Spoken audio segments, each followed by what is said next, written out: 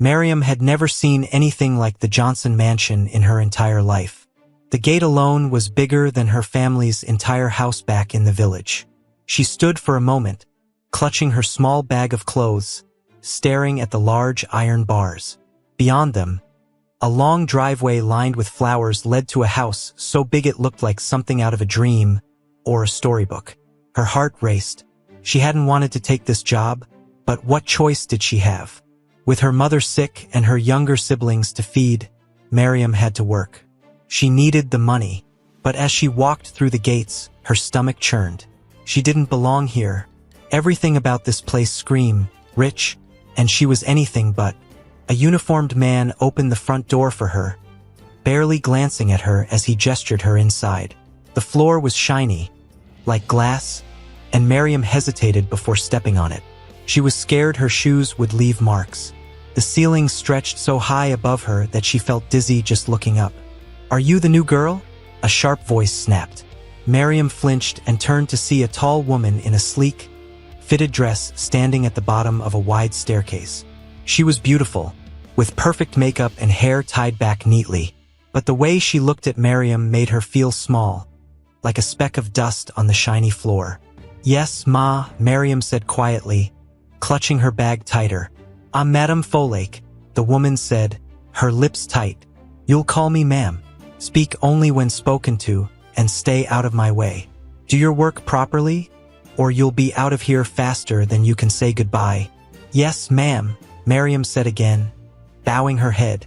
Her face burned with shame, but she didn't say anything else.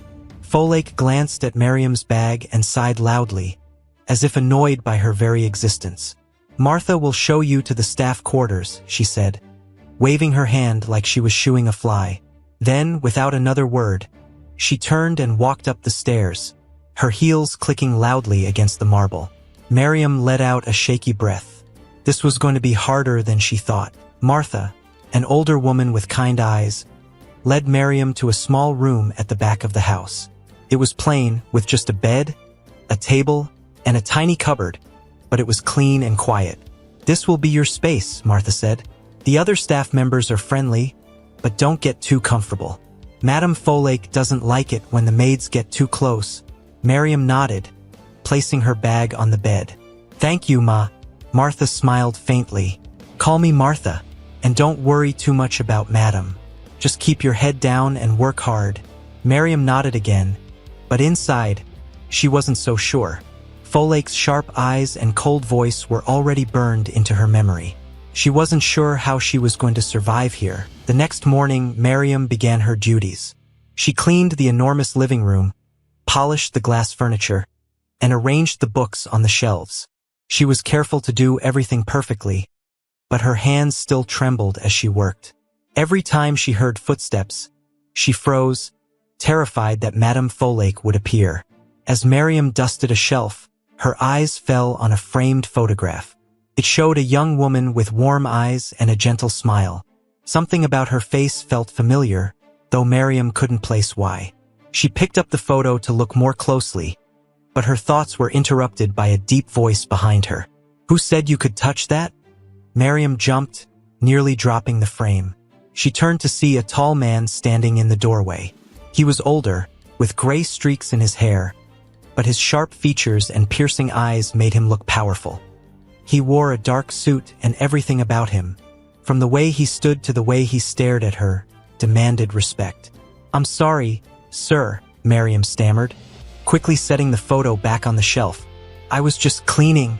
The man stepped into the room, his eyes narrowing as he looked at her. "You're the new maid?" "Yes, sir," Miriam said, lowering her gaze. "What's your name?" he asked. "Miriam, sir." He was silent for a moment, studying her. Miriam felt like he could see right through her, and it made her skin crawl. Finally, he said, "Stay out of trouble, Miriam." "Yes, sir," she whispered, barely able to meet his eyes. He walked past her and stopped in front of the shelf, his hand brushing the photo she'd been looking at. For a moment, his hard expression softened, and Miriam thought she saw something like sadness in his eyes. But just as quickly, his face hardened again, and he turned to leave without another word.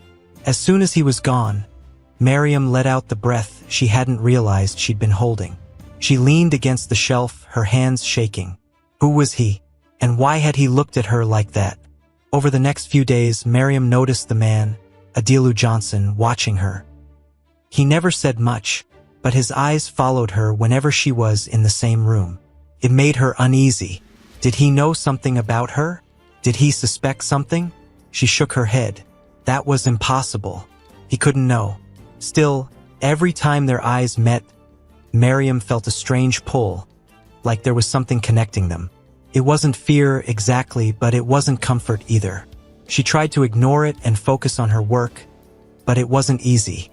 One afternoon, while Miriam was cleaning the study, Untill walked in unexpectedly.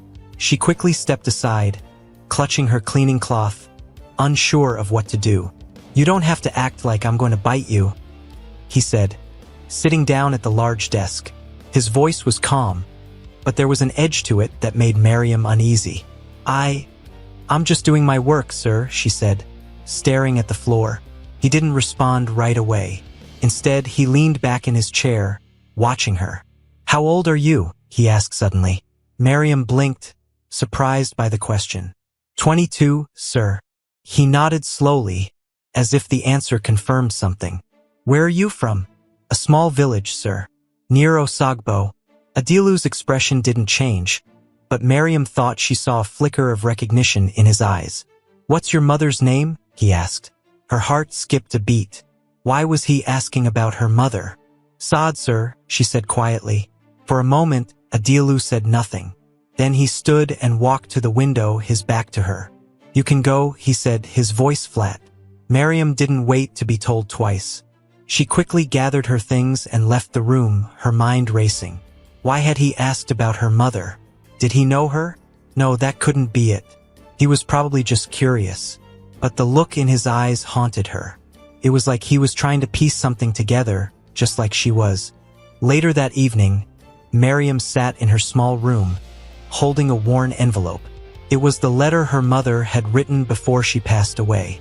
Miriam had read it 100 times, but she opened it again, as if hoping to find something she'd missed. "Miriam, my sweet girl," the letter began. "You are stronger than you know. One day you will find the truth about your father. He is a powerful man, but don't let his power scare you. He has his faults, but I believe deep down he has a good heart. I hope you will forgive him, even if he doesn't deserve it."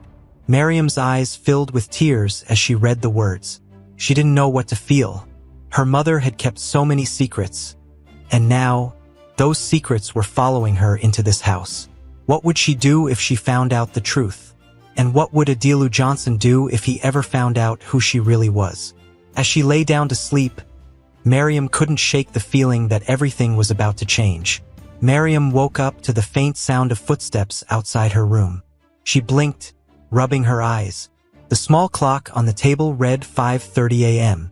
It was earlier than she had planned to get up, but she couldn't shake the unease that had been with her since yesterday. Untill Johnson's questions about her mother had unsettled her deeply. She sat up and stared at the folded letter on her bedside table, her mother's words echoing in her mind. "One day, you will find the truth about your father." Why now? Why here? Could it really be true? She shook her head. It wasn't possible. Someone like him couldn't be her father. The thought was ridiculous. Still, the way he had looked at her, it wasn't just curiosity. It was as though he was searching for something in her face. Connection. Miriam sighed and swung her legs off the bed. She had work to do. Whatever was bothering Untill, it was none of her business. She was here to work, nothing more. By mid-morning, the household was in full swing. Madame Folake had called a meeting with the staff in the kitchen, her sharp voice cutting through the air like a knife. Miriam stood in the back, trying to stay invisible as Folake gave instructions. "I don't want any mistakes," Folake snapped, glaring at everyone. "There's an important dinner party tonight, and everything must be perfect. The governor's wife will be here. If anyone embarrasses me, they will be out of this house before the night is over. Do you understand?" "Yes, ma'am," the staff chorused, though their faces were tense. Miriam kept her eyes on the floor, praying she wouldn't do anything to attract attention. Folkate's glare passed over her but lingered for a moment, as if she were already preparing to find fault with her. "Get to work," Folkate said sharply, turning on her heel and leaving the room. The moment she was gone, the tension in the air eased slightly, and the staff began murmuring among themselves. Miriam was about to leave when Martha, the older maid, touched her arm. "Be careful today," Martha whispered. "Madam is in a bad mood. Don't give her any reason to notice you." Miriam nodded, grateful for the warning. She knew Folkate didn't like her, but today, she would make herself invisible if she had to. As Miriam worked, she couldn't shake the feeling that someone was watching her. She glanced over her shoulder a few times but saw nothing. Still, the feeling persisted, making her hands tremble as she polished the silverware for the evening. She was halfway through her tasks when she heard footsteps behind her. Turning, she saw Uncle Deji standing in the doorway, his arms crossed and a sly smile on his face. He was tall and thin, with a sharpness in his features that made Miriam uneasy. "You're the new girl, aren't you?" he asked, his tone casual but his eyes cold. "Yes, sir," Miriam said, lowering her gaze. Uncle Deji walked closer, his shoes clicking against the tile floor. "Miriam, right?" She nodded. He said, studying her face. "You remind me of someone." Miriam's heart skipped a beat. She forced herself to keep her expression calm, but her hands tightened on the cloth she was holding. "I don't know who that could be, sir." "Oh, I think you do," he said, his smile widening. "Tell me, where are you from?" "Osun State, sir," she said quietly. "Osun State," he repeated, as if the words tasted strange in his mouth. "Interesting. And your mother? What's her name?" Miriam hesitated. Why did everyone keep asking about her mother? "Saad, sir," she said, her voice barely above a whisper. Uncle Deji's smile faded slightly. He tilted his head, his eyes narrowing. "Saad," he said slowly. "I see." Miriam felt like she was standing on thin ice. She didn't know why, but it felt like Uncle Deji was trying to trap her. "If there's nothing else, sir, I should get back to work," she said, trying to sound polite but firm. He didn't reply immediately. Instead, he reached into his pocket and pulled out a cigarette, lighting it with a flick of his lighter. He took a long drag, his eyes never leaving her face. "You're a hard worker, aren't you, Miriam?" he said finally. "Yes, sir." "Good," he said, blowing out a cloud of smoke. "Keep it that way, and stay out of trouble." "Yes, sir," she said again, her voice steady even though her heart was pounding. Uncle Deji gave her one last lingering look before turning and walking away, the faint smell of smoke trailing behind him. Miriam let out a shaky breath and sank into a chair, her legs trembling. What was he trying to do? And why did his questions feel so dangerous? That evening, as Miriam prepared to clear the dining room, she overheard a heated argument coming from the study. The door was slightly ajar, and she could hear Adilu and Uncle Deji's voices, low but tense. "She's just a maid," Adilu was saying, his tone sharp. "Why are you so interested in her?" "That's what I'm trying to figure out," Uncle Deji replied. "Don't you think it's strange? A girl like that, from Osun State? Her mother's name is Saad." There was a long pause. Miriam held her breath, her hand gripping the edge of the doorframe. "What are you trying to say, Deji?" Adilu asked, his voice cold. "I'm saying you should think carefully," Uncle Deji said. "She might not be here by accident." "You're paranoid," Adilu snapped. "You always have been." "Maybe," Uncle Deji said, his voice calm. "But maybe you should look into her, just in case." Miriam stepped back quickly, her heart racing. She couldn't hear any more. Whatever they were talking about, it couldn't be good. She hurried away, her mind spinning. Why were they talking about her? What did they know? The rest of the evening passed in a blur. Miriam tried to stay focused on her work, but her thoughts kept returning to the conversation she'd overheard. She couldn't shake the feeling that her time in the Johnson mansion was running out. As she lay in bed that night, staring at the ceiling, Miriam clutched her mother's letter tightly in her hands. She didn't know what tomorrow would bring, but one thing was clear. The truth about her father was closer than she had ever imagined, and it terrified her. Miriam couldn't sleep. Her small room felt too quiet, but her mind was anything but. Uncle Deji's questions, the tension between him and Adilu, and her own worries swirled around her head like a storm. She sat up and stared at the folded letter from her mother, her fingers trembling. Why was her life suddenly so complicated? She came here to work, to earn money for her family. Now it felt like there was something much bigger at play, something she didn't fully understand. Her mother's words from the letter haunted her. One day, you will find the truth about your father. Miriam didn't want to find it. She didn't even know if she was ready for it. But the way things were unfolding, it seemed like the truth was determined to find her. The next day, Miriam kept her head down as she went about her tasks, but she could feel the tension in the house. Uncle Deji was watching her more closely than ever, and Adilu's presence seemed heavier, like a storm cloud hanging over her. As she dusted the shelves in the grand library, her hand brushed against a leather-bound book. Something slipped out, a photograph. Miriam bent down to pick it up, her heart skipping a beat when she saw what it was. It was an old picture of a much younger Adilu, smiling next to a woman who looked so familiar it made Miriam's chest tighten. She didn't need to guess who the woman was. The gentle eyes, the shy smile. It was her mother. Miriam's breath caught in her throat. Why was this photo here? Did this mean her mother and Adilu really knew each other? Before she could process what she was seeing, a voice behind her made her freeze. Why are you looking at that? Miriam spun around, clutching the photo to her chest. Uncle Deji was standing in the doorway, his sharp eyes narrowed on her. I didn't mean to, Miriam stammered. It just fell out of the book.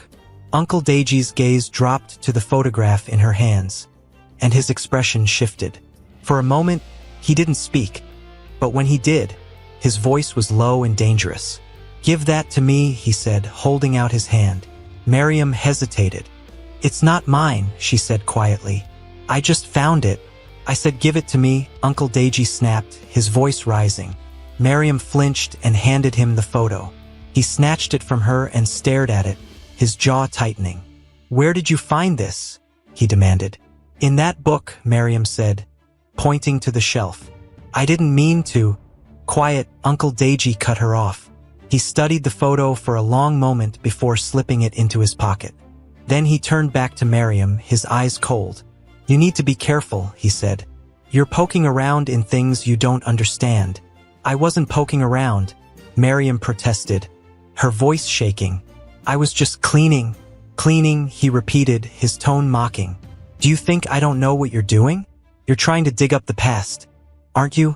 Miriam shook her head quickly. No, sir. Promise. Uncle Deji stepped closer, towering over her. Listen to me, he said, his voice low and threatening. Stay out of it. Do your work, keep your mouth shut, and don't think for a second that you're smarter than you are. Miriam swallowed hard and nodded. Yes, sir. Uncle Deji stared at her for another moment before walking away, his footsteps echoing down the hall. As soon as he was gone, Miriam sank to the floor, her hands trembling. What was she supposed to do now?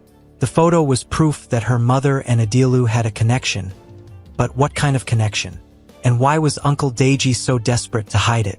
Later that evening, Miriam decided to confront Martha. She found the older maid in the kitchen, preparing a tray of tea. Martha, Miriam said quietly, glancing around to make sure no one else was listening.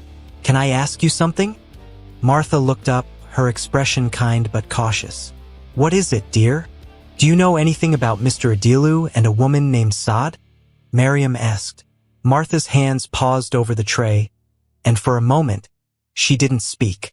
Then she sighed and looked at Miriam closely. Why do you ask? Martha said, her voice soft. Miriam hesitated, unsure of how much to say. I think they might have known each other. Martha set down the tray and folded her arms. There are things in this house that are better left alone, she said. Sometimes, digging into the past only brings trouble. I'm not trying to cause trouble, Miriam said quickly. I just want to know the truth. Martha studied her for a long moment before sighing again. I don't know much, she admitted. But I do know that years ago, Mr. Adilu spent some time in Osun State. He didn't talk about it much, but I heard whispers from the staff. Something happened there, but no one knows what. Miriam's heart sank. That wasn't enough. It only confirmed what she already suspected. Do you think? Miriam's voice trailed off. She wasn't sure how to finish the question. Be careful, Miriam, Martha said gently. The truth can be heavy. Make sure you're ready for it before you go looking. That night, Miriam lay awake in bed, staring at the ceiling. Her mind was racing. The photograph, Uncle Deji's threats, Martha's warning. They all pointed to one thing. Her mother's letter was right. There was a truth here, and it was tied to Adilu Johnson. But what was she supposed to do? She couldn't confront him, not without proof. And even if she had proof, what then? Would he even care? As the hours ticked by, Miriam felt the weight of her mother's words more than ever.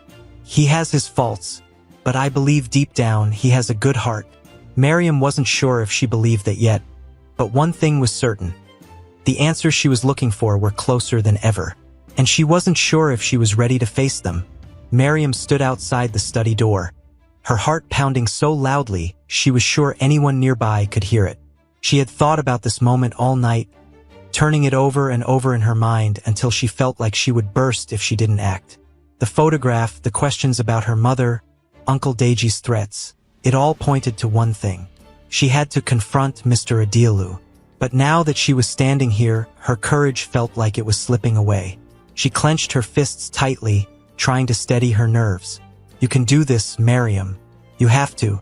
Before she could lose her nerve, she raised her hand and knocked on the heavy wooden door. Come in, came Adilu's voice, calm and commanding as always.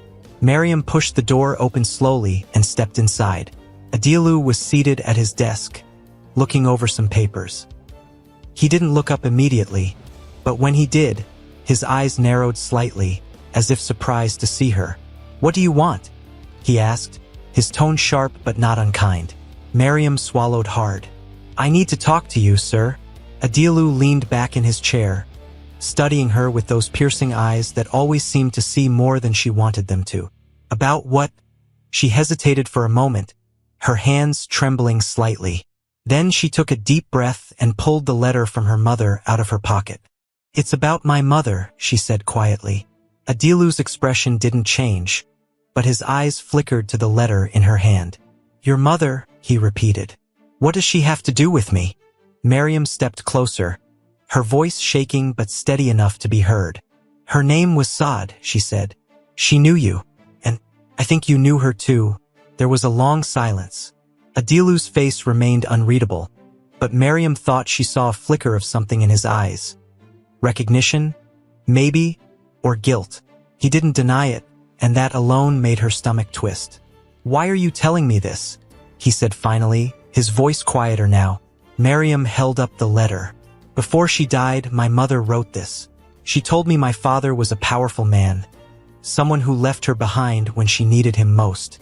And I think that man is you. Adilu's jaw tightened, and for a moment, he didn't say anything. He stood up slowly, walking over to the window, his back to her. You think I'm your father, he said flatly, almost like he was testing the words. Miriam's heart was racing. I don't know for sure, she admitted, her voice barely above a whisper. But everything points to you. The photo I found, the way you've been looking at me. I just need to know the truth. Adilu turned around suddenly, his face a mixture of anger and something else she couldn't quite place. Do you have any idea what you're saying? He demanded. You're accusing me of abandoning your mother, of leaving a child behind. Do you think that's something I would just forget? Miriam flinched but held her ground. I'm not accusing you, sir, she said firmly. I just want answers. If you're not my father, then say so. But if you are, her voice broke slightly, and she looked down at the floor. If you are, I deserve to know. Adilu stared at her for what felt like an eternity. Then he sighed heavily, running a hand through his hair. Your mother, he said slowly. Her name was Saad. She was from Osun State. Miriam nodded quickly. Yes. He closed his eyes for a moment, as if trying to block out a memory. I met her a long time ago, he admitted, his voice quiet now. I was young and reckless, and I didn't think about the consequences of my actions. She was special. But I left. I had to. My family had plans for me, and I couldn't stay. Miriam felt a lump rise in her throat. She was pregnant when you left, she said softly. She never told you, did she? Adilu's eyes snapped open, and for the first time, Miriam saw real shock on his face. Pregnant, he said, his voice barely audible. Miriam nodded. She raised me on her own, she said. She never told me who my father was until the very end. She didn't want me to grow up hating him. Adilu sank into his chair, his face pale. I didn't know, he said, almost to himself. I didn't know she was pregnant. Miriam took a step closer, her hands trembling. You left her, but she never hated you, she said. She believed you had a good heart. She believed you would have done the right thing if you'd known. Adilu looked up at her, his eyes filled with something Miriam couldn't quite name. I don't know what to say, he admitted. If what you're saying is true, then I failed her. I failed you. The room fell silent, the weight of the truth hanging heavy in the air. Miriam's chest felt tight, but she forced herself to speak. I'm not here to blame you, she said quietly. I just wanted to know. I needed to know. Adilu nodded slowly, his face still pale. You've been through so much, he said. And I don't even know where to begin. Before Miriam could respond, the door burst open, and Madame Folake stormed in. Her eyes immediately locked onto Miriam, and her face twisted in fury. What is going on here? She demanded, her voice like a whip. What are you doing in my husband's study? Miriam stepped back instinctively, her heart pounding. Adilu stood up quickly, his expression hardening. Folake, this isn't... I don't want to hear it. Folake snapped, cutting him off. She turned on Miriam, her eyes blazing. How dare you come in here and disturb my husband? What lies have you been telling him? They're not lies, Miriam said, her voice shaking. Quiet, Folake shouted. She turned to Adilu, her hands on her hips. What has this girl been saying? What kind of nonsense is this? Adilu hesitated for a moment, then sighed heavily. Folake, please calm down. This is important. Important, Folake repeated, her voice dripping with disbelief. What could possibly be important about this maid? She's nothing. She's here to clean, not to make up stories. Enough! Adilu's voice thundered through the room, silencing both women. He turned to Folake, his expression stern. This is not nonsense. This is about my past, and it's something I need to deal with. Folake's mouth opened and closed, but no words came out. She stared at him, her face pale with shock. Your past, she said finally. What are you talking about? Adilu glanced at Miriam, then back at his wife. Miriam might be my daughter, he said simply. The words hung in the air like a bomb, and for a moment, no one spoke. Then Folake let out a sharp, bitter laugh. Your daughter, she said, her voice rising. Are you serious? Do you expect me to believe this? It's the truth, Miriam said quietly, her voice steady despite the fear bubbling inside her. My mother was Saad. She knew him, and I think he's my father. Folake turned on Miriam, her face a mask of fury. You think, she spat. You think? You have no proof, no evidence, and you dare to come in here and make these claims? Who put you up to this? Is this some kind of scam? It's not a scam, Miriam said firmly. I don't want anything from him. I just wanted the truth. Folake laughed again, a harsh, bitter sound. The truth? The truth is that you're a liar. And if you think I'm going to let you stay in this house, you're wrong. Folake. Stop, Adilu said, his voice firm. This is not the time for accusations. It's exactly the time. Folake snapped. Do you know what this will do to us? To our reputation? To our family? You can't just accept this girl's story without proof. Adilu sighed heavily, running a hand through his hair. We'll get proof, he said. But until then, Miriam stays. What? Folake's voice rose to a near scream. You're choosing her over me? Over your family? I'm not choosing anyone, Adilu said tiredly. I'm trying to do what's right. Miriam stood silently, watching the argument unfold. She felt small, like a child caught in the middle of a fight between parents. But she also felt a strange sense of relief. For the first time, she felt like someone was standing up for her. As the argument continued, Miriam slipped out of the room, her heart heavy but her steps steady. The truth was out now, and there was no turning back. All she could do was wait and see what would happen next. The mansion was quieter than usual the next morning, but the silence was heavy, like the air before a storm. Miriam had stayed in her small room all night, her heart heavy with everything that had happened. Madame Folake's furious words echoed in her mind. She didn't regret speaking the truth, but the weight of it felt unbearable. She knew she couldn't hide forever. She had to face whatever was coming. But as she stepped into the long hallway leading to the kitchen, she froze. Madame Folake was standing near the dining room, speaking in hushed tones with Uncle Deji. The moment their eyes met, Folake's face darkened. "Miriam!" Folake's sharp voice cut through the silence. "Come here. Now!" Miriam hesitated but forced her legs to move. She approached slowly, keeping her head down, but she could feel Uncle Deji's cold stare boring into her. "Yes, ma'am," Miriam said softly, her voice barely audible. Folake stepped closer, her eyes blazing with anger. "Do you think you're clever?" she hissed. "Do you think you can just walk into this house, throw around wild accusations, and get away with it?" Miriam lifted her head slightly, meeting Folake's gaze.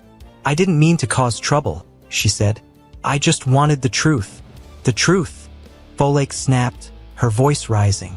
"You don't even know what the truth is. You're just a maid, a nobody. And now you've turned my home upside down with your lies." "They're not lies," Miriam said firmly, though her voice shook. "I didn't come here to hurt anyone. I just wanted to know where I came from." Uncle Deji stepped forward, his expression calm but menacing. "You've caused enough damage," he said, his voice low. "You're a distraction, a problem that needs to be solved. And trust me, I know how to solve problems." Miriam's stomach twisted. She didn't know what he meant, but his tone sent chills down her spine. "I don't want to cause any more trouble," she said, trying to stay calm. "I just want to talk to Mr. Adilu again." "You will do no such thing," Folake shouted, her face red with anger. "Adilu is my husband, not some toy for you to manipulate. If you think I'll let you ruin everything we've built, you're more foolish than I thought." "Folake, that's enough."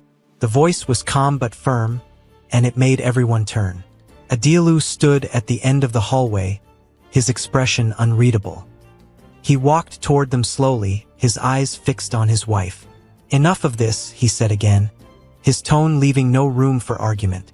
"Miriam, come with me." Folake's mouth fell open, but no words came out. Uncle Deji raised an eyebrow, but he said nothing. Miriam hesitated, glancing at Folake and Deji before stepping forward. Adilu turned and began walking, and she followed him silently. Adilu led Miriam to his study and closed the door behind them. He gestured for her to sit, but she remained standing, her hands clasped tightly in front of her. "I'm sorry about Folake," Adilu said after a moment. "She isn't handling this well." "I understand," Miriam said quietly. "I didn't mean to upset her." Adilu nodded, leaning against his desk. He looked tired, older than he had the day before. "This isn't easy for any of us," he admitted. "But I need to know why now. Why did you come here of all places?" Miriam hesitated, unsure of how to explain. "I didn't know you lived here," she said finally. "I just needed a job. My mother was sick, and we didn't have money. This was supposed to help my family." Adilu's expression softened slightly. "And your mother? She never told you about me until the end?" Miriam shook her head. "She didn't want me to grow up hating you," she said. "She said you had your reasons for leaving." Adilu let out a heavy sigh and ran a hand through his hair. "I didn't know," he said again, almost to himself. "If I had known, things might have been different." "Would they?" Miriam asked, her voice trembling. "Would you have come back? Would you have helped her?"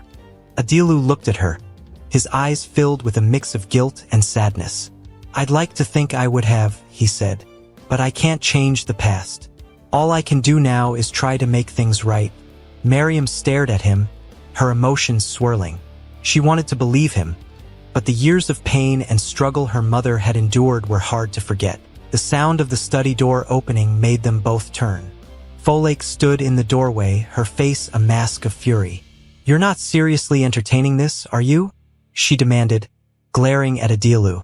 "This girl is trying to destroy us, and you're just talking to her?" "Folake," Adilu said calmly, though there was an edge to his voice. "This isn't about you or me. This is about the truth." "The truth?" Folake laughed bitterly. "The truth is that she's lying. She's trying to take advantage of you, and you're letting her." "She's not lying," Adilu said firmly. "And you need to stop treating her like she doesn't matter." Folake's face turned red. "I won't let this girl ruin our family," she said through gritted teeth. "If you care about us, you'll send her away." Miriam stood silently, watching the argument unfold. She felt like an intruder, but she also felt a strange sense of strength. She wasn't here to hurt anyone, but she wasn't going to let them push her out without hearing her side. "This isn't about ruining the family," Adilu said, his voice steady. "It's about taking responsibility for the mistakes I've made." "Mistakes?" Folake repeated, her voice rising. "You mean her? You're calling her a mistake?" "No," Adilu said sharply. "I'm calling my actions a mistake. Leaving her mother, not knowing the truth, that was my mistake. And now I'm trying to fix it." Folake's hands clenched into fists, but she didn't reply. The silence stretched, heavy and suffocating. Finally, she turned on her heel and stormed out, slamming the door behind her. Adilu let out a long breath and sat down heavily in his chair. "I'm sorry," he said, looking at Miriam. "She's angry, but she'll calm down." Miriam nodded, though she wasn't sure she believed him. "What happens now?" she asked hesitantly. Adilu met her gaze, his expression serious. "We'll get a DNA test," he said. "That way there's no doubt. And if it confirms what we already know, then we'll figure out what comes next." Miriam nodded again, her chest tight with emotion. "Thank you," she said softly. Adilu gave her a faint smile. "You're my daughter," he said simply. "It's the least I can do." For the first time, Miriam felt a glimmer of hope. The road ahead was still uncertain, but at least she wasn't walking it alone anymore. The days that followed felt like a storm had settled over the mansion. Everyone seemed to walk on eggshells. Miriam tried her best to stay out of sight, doing her work quietly and avoiding Madame Folake and Uncle Deji. But no matter how hard she tried, she couldn't shake the tension that followed her everywhere. The DNA test had been done. Now all she could do was wait. And while she waited, the whispers around her grew louder. The other staff looked at her differently now, some with pity, others with suspicion. It felt like every eye in the house was watching her, waiting for her to slip up. It was on the third morning after the test that Miriam's world was shaken again. She was polishing the silver in the dining room when Uncle Deji strode in, his expression dark and determined. He closed the door behind him, and Miriam immediately felt a chill run down her spine. "Good morning, sir," she said, trying to keep her voice steady. Uncle Deji didn't respond. He walked over to her and stood so close that she could smell the faint scent of his cologne. His eyes bore into hers, cold and calculating. "You think you've won, don't you?" he said finally, his voice low and sharp. Miriam blinked, confused. "I don't know what you mean, sir." He let out a short, bitter laugh. "Don't play innocent with me, girl. I know exactly what you're doing. You're trying to worm your way into this family. But let me tell you something. You don't belong here." Miriam straightened her back, her hands gripping the cloth tightly. "I'm not trying to take anything from anyone," she said firmly. "I just want the truth." "The truth?" Deji sneered. "The truth is you're a nobody. And if you think a DNA test is going to change that, you're delusional." Miriam's chest tightened, but she refused to back down. "I didn't ask to be here," she said. "I didn't ask for any of this. All I want is to know who I am. And you think that gives you the right to disrupt everything?" Deji shot back. "Do you have any idea what this is doing to Adilu? To Folake? To the entire family?" Miriam felt a surge of anger. "I didn't create this situation," she said, her voice rising. If you're looking for someone to blame, blame him. He's the one who left my mother. Deji's eyes narrowed, and for a moment, Miriam thought he might hit her. But then he stepped back, his lips curling into a cruel smile. You're bold, he said, his tone mocking. I'll give you that. But let me make one thing clear. You don't belong here, and I'll do whatever it takes to make sure you leave. With that, he turned and walked out, slamming the door behind him. Miriam stood there for a long moment, her hands shaking. She wanted to cry, but she wouldn't give him the satisfaction. Instead, she took a deep breath and went back to polishing the silver, her resolve hardening. She wouldn't let him scare her away. Later that day, Adilu called Miriam to his study. When she arrived, he was sitting behind his desk, his face grave. The DNA test results were on the table in front of him. Sit down, Miriam, he said, gesturing to the chair across from him. She sat, her heart pounding. The air felt thick, and she could barely breathe. Adilu picked up the envelope and opened it slowly. He glanced at the paper inside, his expression unreadable. Then he set it down and looked at her. It's confirmed, he said simply. You're my daughter. Miriam's chest tightened, and tears filled her eyes. She didn't know whether to feel relief or sadness. For years, she had wondered about her father, and now she had the answer. But it didn't erase the pain of everything her mother had gone through. Thank you, she said softly, her voice trembling. Adilu nodded, his expression somber. I owe you more than just answers, he said. I owe you an apology. I failed your mother and I failed you. I can't change the past, but I want to make things right. Before Miriam could respond, the door burst open, and Madame Folake stormed in. Her face was red with fury, and her eyes were blazing. What is this nonsense? She demanded, pointing at the test results on the desk. You're just going to accept this? You're just going to let her walk into our lives and ruin everything? Folake, calm down, Adilu said, his tone firm but tired. Calm down, Folake repeated, her voice rising. This girl is destroying us, and you're letting her. She's not destroying anything, Adilu said sharply. She's my daughter, and she deserves to be treated with respect. Folake let out a bitter laugh. Respect? For what? For being the product of your betrayal? For coming here and turning our lives upside down? That's enough. Adilu's voice thundered through the room, silencing Folake. He stood up, his eyes blazing. I won't let you speak about her like that. This isn't her fault. If you want to blame someone, blame me. Folake stared at him, her mouth open in shock. Then she turned on Miriam, her face twisted with rage. You think you've won, don't you? She hissed. You think you've taken my family, my husband? Well, let me tell you something, you'll never be part of this family. Never.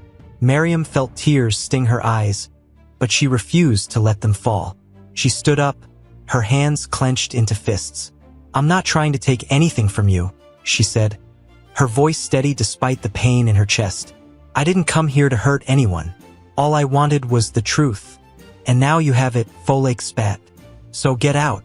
Folake, Adilu said warningly, but Miriam shook her head. It's okay, she said quietly. She turned to Adilu, her eyes filled with tears. Thank you for giving me the truth. But maybe it's better if I leave. Adilu's face softened, and he reached out to her. Miriam, wait. But she was already walking toward the door. She couldn't stay here, not when every moment felt like a battle. She needed to find peace, even if it meant leaving the answers she had fought so hard to get behind. Miriam returned to her small room and began packing her things. As she folded her clothes, tears streamed down her face. She had found her father, but it felt like she had lost so much more. A soft knock on the door made her pause. She turned to see Adilu standing in the doorway, his expression pained. Don't go, he said softly. Please. Miriam shook her head, wiping her tears. I don't belong here, she said. Your family doesn't want me. They're wrong, Adilu said firmly. You're my family too, Miriam, and I'm not going to let you go. She looked at him, her heart aching. What about Madame Folake? Uncle Deji?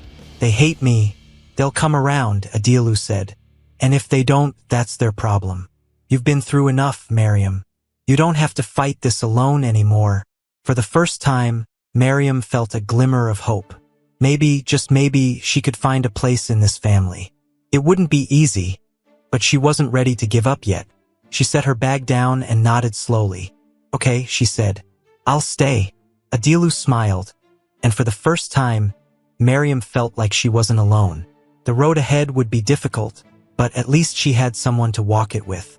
Miriam stayed, but the tension in the house was thicker than ever. Madame Folake avoided her completely, and when they crossed paths, Folake's icy glares made it clear how she felt. Uncle Deji seemed to be everywhere, watching her like a hawk. And though Adilu tried to make her feel welcome, Miriam couldn't shake the feeling that she was an outsider. But she wasn't leaving. Not now. One evening, Miriam was helping Martha prepare dinner when Adilu walked into the kitchen. The staff quickly scattered, leaving Miriam alone with him. He glanced around awkwardly before speaking. Miriam, I need to talk to you, he said. She wiped her hands on a towel and turned to face him. Yes, sir. Not here, he said, gesturing for her to follow him. She hesitated but obeyed, her heart pounding as she followed him to the study. Once they were inside, Adilu closed the door and leaned against the desk, looking at her intently. I've been thinking a lot about everything, he began, his voice heavy. About your mother, about you, about all the mistakes I've made. Miriam stayed silent, unsure of what to say. I want to make it right, he said. I know I can't fix the past, but I want to try. I want to help you, support you, and make sure you have everything you need. Miriam looked down at her hands. You don't owe me anything, she said quietly. I didn't come here for your money or your help. I know, he said, and that's what makes me want to do it even more. You didn't ask for any of this, and yet here you are, dealing with all the chaos I brought into your life. Miriam's throat tightened. She didn't know how to respond. Part of her wanted to let him in, to trust him, but another part of her was still scared. What about Madame Folake? She asked softly. She doesn't want me here. Adilu sighed and ran a hand through his hair. Folake is complicated, he admitted, but she'll come around. She's just upset. This is a lot for her to process. Miriam shook her head. I don't think she'll ever forgive me. Adilu stepped closer, his expression serious. It's not your fault, Miriam. None of this is. And if she can't see that, then that's on her, not you. Tears pricked Miriam's eyes, but she blinked them away. Thank you, she said softly. Adilu nodded. You're my daughter, he said. That means something to me. The next morning, Adilu surprised everyone by insisting that Miriam join him for breakfast in the main dining room. When Miriam entered, the tension was immediate. Madame Folake was already seated, her lips pressed into a thin line. Uncle Deji sat across from her, his eyes narrowing as Miriam approached. Good morning, Adilu said cheerfully, ignoring the icy atmosphere. Miriam, sit here. Miriam hesitated, glancing at Folake, but she obeyed, taking the seat next to Adilu. The silence was deafening as the staff brought in the food. So Adilu said, breaking the quiet, I've been thinking about how we can move forward as a family. A family? Folake snapped, her voice sharp. Is that what you're calling this? Adilu frowned. Folake, please, let's be civil. Civil? She repeated, her voice rising. You've turned this house into a circus, and now you want us to pretend like everything is fine? I'm trying to make things right, Adilu said firmly. For Miriam, for everyone, for her, Folake spat, glaring at Miriam. Everything is always about her now. Miriam's chest tightened, but she kept her head down. She didn't want to make things worse. I'm not going to apologize for wanting to support my daughter, Adilu said. And I won't let anyone treat her like she doesn't belong here. She doesn't belong here, Folake said coldly. And no matter how hard you try, she never will. Adilu's expression darkened. That's enough, he said, his voice low but firm.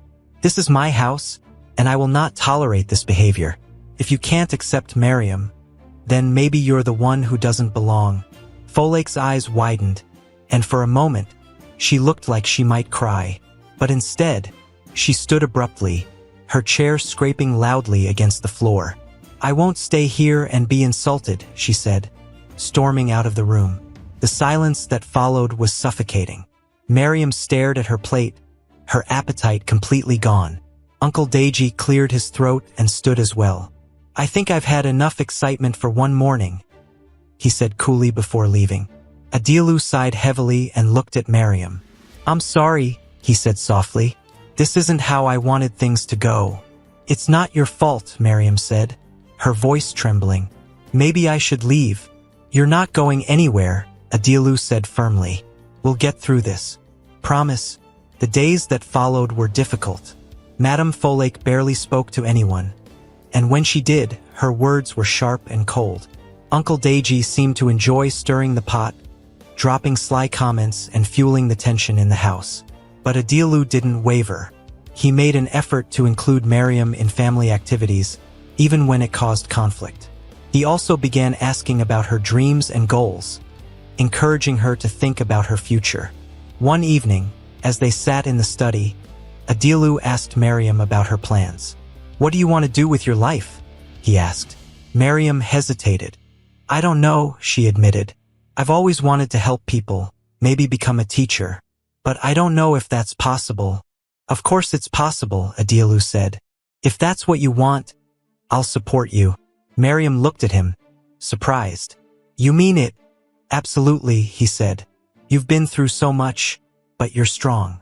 I want to help you achieve your dreams." For the first time in a long while, Miriam felt hope. She wasn't sure what the future held, but she knew she wasn't alone anymore. While things between Miriam and Adielu began to improve, the tension with Folake reached a breaking point. One evening, Miriam overheard a heated argument between Folake and Adielu in the living room. "I can't do this anymore, Adielu," Folake said, her voice trembling. "She's tearing this family apart." "No," Adielu said firmly. "You're tearing it apart with your refusal to accept her." "I'm supposed to accept that you have another child? That you betrayed me and expect me to just live with it?" "I didn't betray you," Adielu said, his voice rising. "This happened long before we met. You're punishing Miriam for something she had no control over." "And what about me?" Folake shouted. "What about my feelings? Don't I matter?" "Of course you matter," Adielu said. "But this isn't about you or me. It's about doing the right thing." "The right thing?" Folake laughed bitterly. "The right thing would have been to send her away." Adielu's voice dropped, but the anger in his tone was clear. "If that's how you feel, then maybe you're the one who should leave." Miriam's heart ached as she listened. She didn't want to be the cause of so much pain, but she also knew she couldn't leave. She had fought too hard for the truth, and she wasn't going to walk away now. The argument ended with Folake storming out of the house, leaving Adielu and Miriam alone in the living room. Adielu looked tired, but when he saw Miriam, he gave her a small, reassuring smile. "Don't worry," he said. "We'll get through this." Miriam nodded, though she wasn't sure if she believed him. But as she sat beside him, she realized that for the first time, she felt like she had a place in this family. It wasn't perfect and it wasn't easy, but it was a start. And that was enough for now. Miriam sat on the edge of her bed, staring out the small window as the late afternoon sunlight filtered through the curtains. The house felt different now. Quiet. Not the suffocating kind of quiet it had been after Madame Folake left, but a quieter, more thoughtful kind.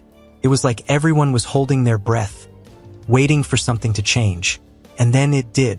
She heard the front door open and the familiar clacking of high heels on the tiled floor. Miriam's heart skipped. She knew that sound. Slowly, she stood and crept toward her door, peeking out into the hallway. Madame Folake was back. Folake stood in the foyer, her suitcase beside her, and Adielu was rushing toward her like a man who had just been given a second chance. His face was a mixture of relief and hesitation as he stopped in front of her.